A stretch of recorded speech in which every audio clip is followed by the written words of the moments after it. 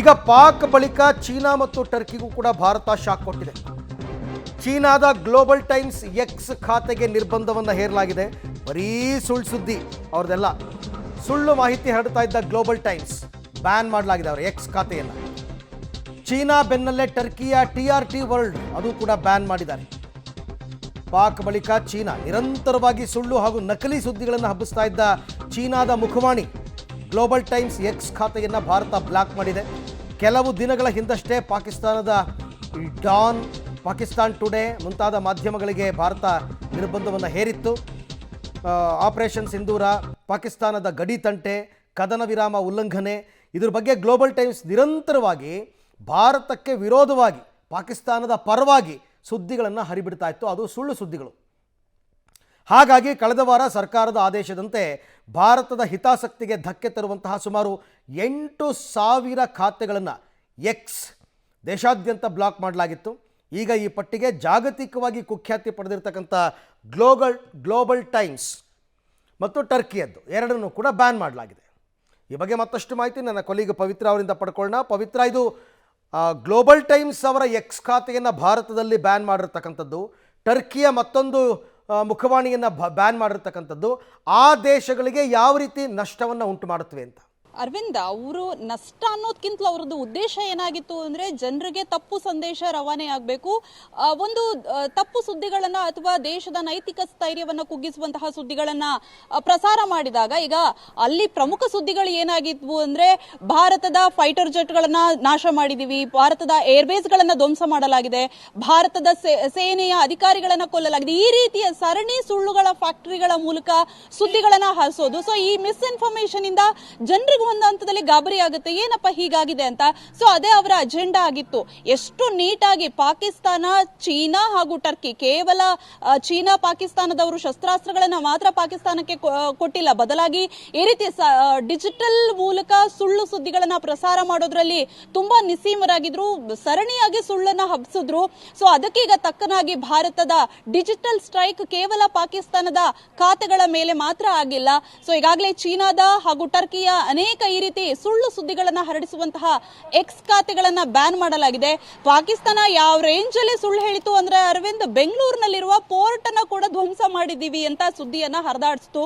ಅದು ಎಷ್ಟು ನಗೆಪಾಟಲಿಗೆ ಈಡಾಗಿತ್ತು ಅಂದ್ರೆ ಬೆಂಗಳೂರಿನಲ್ಲಿ ಪೋರ್ಟ್ ಅನ್ನುವಂತಹ ಎಲ್ಲರೂ ಕೂಡ ಹುಬ್ಬೇರಿಸಿದ್ರು. ಈ ರೇಂಜ್ಗೂ ಕೂಡ ಸುಳ್ಳು ಸುದ್ದಿಯನ್ನ ಹಬ್ಸೋದಕ್ಕೆ ಆಗುತ್ತಾ ಅಂತ ಭಾರತ ಈಗ ಅಷ್ಟು ಎಕ್ಸ್ ಖಾತೆಗಳನ್ನ ಕೂಡ ಬ್ಯಾನ್ ಮಾಡಿದಾವೆ. ಜೊತೆಗೆ ಅದಕ್ಕೆ ಸರಿಯಾಗಿ ಬುದ್ಧಿಯನ್ನ ಕೂಡ ಕಲಿಸಿದಾವೆ. ನಾನೊಂದು ಇಮೇಜ್ ಅನ್ನ ನಿಮಗೆ ತೋರಿಸ್ತೀನಿ.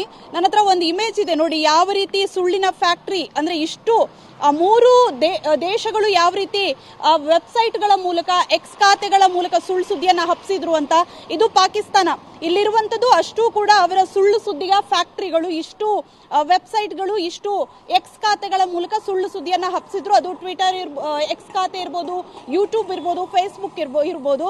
ಇನ್ನು ಇದು ಚೀನಾ. ನೋಡಿ, ಚೀನಾದ ಎಷ್ಟು ಗ್ಲೋಬಲ್ ಟೈಮ್ಸ್ ಆಗಿರ್ಬೋದು, ಚೀನಾ ಡೈಲಿ, ಸೊ ಈ ರೀತಿಯ ಚಾನೆಲ್ಗಳು ಜೊತೆಗೆ ಎಕ್ಸ್ ಖಾತೆಗಳ ಮೂಲಕ ಭಾರತದ ಬಗ್ಗೆ ಸುಳ್ಳು ಸುದ್ದಿಯನ್ನ ಹರಡಿಸುವಂಥದ್ದು. ಇನ್ನೊಂದು ಟರ್ಕಿ, ಅವರು ಕೂಡ ಸುಮ್ಮನಾಗಿಲ್ಲ, ಕೇವಲ ಡ್ರೋನ್ಗಳನ್ನ ಕಳಿಸಿ ಅದನ್ನ ಹೊಡೆದುರುಳಿಸಿದ ಮೇಲೂ ಕೂಡ ಬುದ್ಧಿ ಕಲ್ತಿಲ್ಲ. ಸೊ ಟರ್ಕಿ ಅವರು ಕೂಡ ಈ ರೀತಿಯಾಗಿ ಒಂದು 4-5 ಚಾನೆಲ್ಗಳ ಮೂಲಕ ಅವರು ಕೂಡ ಮಾಹಿತಿಯನ್ನ ಹರಡಿಸಿದ್ರು. ಸೊ ಇದು ಯಾವ ರೀತಿ ಪ್ರೊಪಗಾಂಡವನ್ನ ಕ್ರಿಯೇಟ್ ಮಾಡಿದ್ರು ಈ ವಾರ್ನಲ್ಲಿ ಅನ್ನುವಂಥದ್ದು. ಆದ್ರೆ ಭಾರತ ಅದೆಲ್ಲವನ್ನ ಕೂಡ ಸಮರ್ಥವಾಗಿ ಎದುರಿಸಿದ್ರು. ಜೊತೆಗೆ ಭಾರತದ ಜನ ಕೂಡ ಮೂರ್ಖರಲ್ಲ ಇವ್ರು ಹೇಳುವಂತಹ ಸುಳ್ಳನ್ನ ನಂಬೋದಕ್ಕೆ. ಹಾಗಾಗಿ ಜನ ಕೂಡ ಅವರೇ ರಿಪೋರ್ಟ್ ಮಾಡ್ತಾ ಇದ್ರು, ನೋಡಿ ಇದು ಸುಳ್ಳು ಸುದ್ದಿಯನ್ನ ಹಬ್ಬಿಸುವಂತಹ ಖಾತೆಗಳು ಅಂತ. ಅನೇಕ ಜರ್ನಲಿಸ್ಟ್ಗಳು, ಭಾರತದ ಜರ್ನಲಿಸ್ಟ್ಗಳು ಕೂಡ ಅದನ್ನ ರಿಪೋರ್ಟ್ ಮಾಡ್ತಾ ಇದ್ರು, ಇದು ಸುಳ್ಳು ಸುದ್ದಿಯನ್ನ ಹಬ್ಬಿಸ್ತಾ ಇದ್ದಾವೆ ಅಂತ.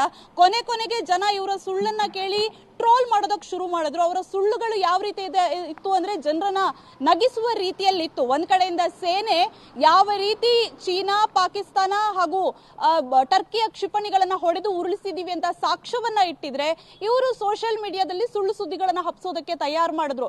ಎಷ್ಟರ ಮಟ್ಟಿಗೆ ಅಂದ್ರೆ ಅರವಿಂದ್, ಅಲ್ಲಿನ ರಕ್ಷಣಾ ಸಚಿವರೇ ಸೋಷಿಯಲ್ ಮೀಡಿಯಾದಲ್ಲಿ ಬರ್ತಾ ಇದೆ ನೋಡಿ ಫೈಟರ್ ಜೆಟ್ ಅನ್ನು ಉರುಳಿಸಿದೀವಿ ಅನ್ನುವಂತಹ ಒಂದು ಹೇಳಿಕೆಗಳನ್ನ ಕೂಡ ಹರಿಯಬಿಟ್ಟಿದ್ರು.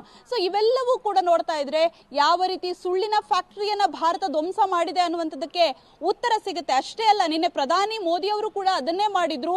ಆದಂಪುರಕ್ಕೆ ವಿಸಿಟ್ ಕೊಟ್ಟು ಪಾಕಿಸ್ತಾನ ಹೇಳಿರುವಂತಹ ಸುಳ್ಳುಗಳನ್ನ ಮತ್ತೆ ಅದು ಯಾವ ರೀತಿ ಅವರ ಕೈ ಕಪಾಳ ಮೋಕ್ಷವನ್ನ ಮಾಡಿದ್ರು ಅಂದ್ರೆ ಎಗೇನ್ ಅಲ್ಲಿರುವಂತಹ ಸುದರ್ಶನ ಚಕ್ರವನ್ನ ತೋರಿಸಿದ್ರು, ಫೈಟರ್ ಜೆಟ್ಗಳನ್ನ ತೋರಿಸಿದ್ರು.